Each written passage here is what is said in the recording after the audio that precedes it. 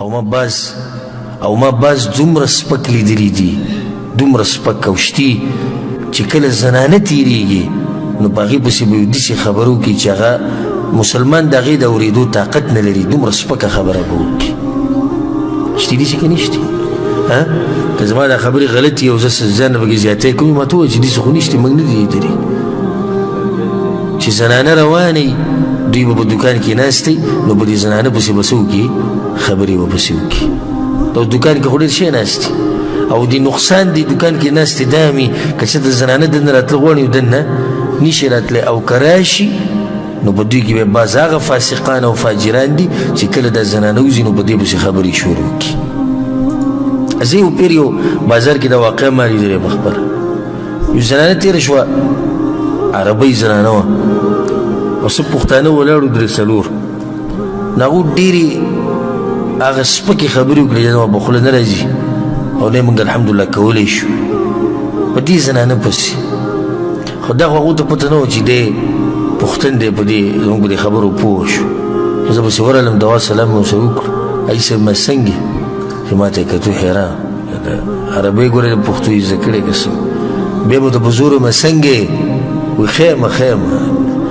ما ډېر زبردست کار دی وکړو وی څنګه جي پوه نه شو ما یو زنانه ستا په ژبه نه پوهېده او خاوند یې نه ورور یې نه و هغه دې وشرموله ته ما ځان ته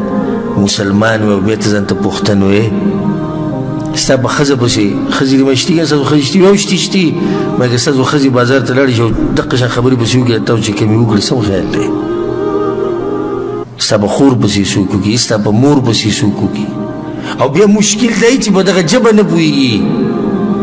که دومره غیرتیان یې خو بیا په عربۍ کې خبرې وکړي مخامخ ورشي یا چې ورسره پلاري روري خاوني نو بیا دا تذکره وکړي چې ښه ټیټ چاپي وکړي او کار دې له وکړي مضبوط دا څومره بې غیرتوب زه دې ته وایم چې یو زنانه را روانه ده الله دې کړي چې کافره زنانه وي او الله دې کړي چې لنډې او تنګې جامې اچولي دي او ځان یې په شرمونو شرمولی دی خو دا خو د هغې کردار دی که نه زما او ستا کردار خو به د قرآن او حدیث په چوکاټ کې که نه دې باز ته موږ ووایو زنانو ته مه ګوره نو اوس څه وکړو چې وایي زنانه ځان داسې کړی نو دا ښکلې خبره شو ما او تا نه به تپوس د قیامت په ورځ د چا په باره کې کېږي زما د خپل ځان په باره کې به کېږي یا ایها الذین آمنو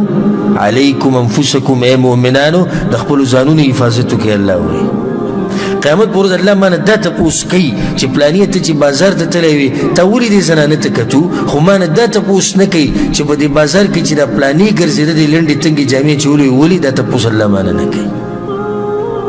خو دا تپوس الله مانه کوي چې تا څه کردار ادا کړی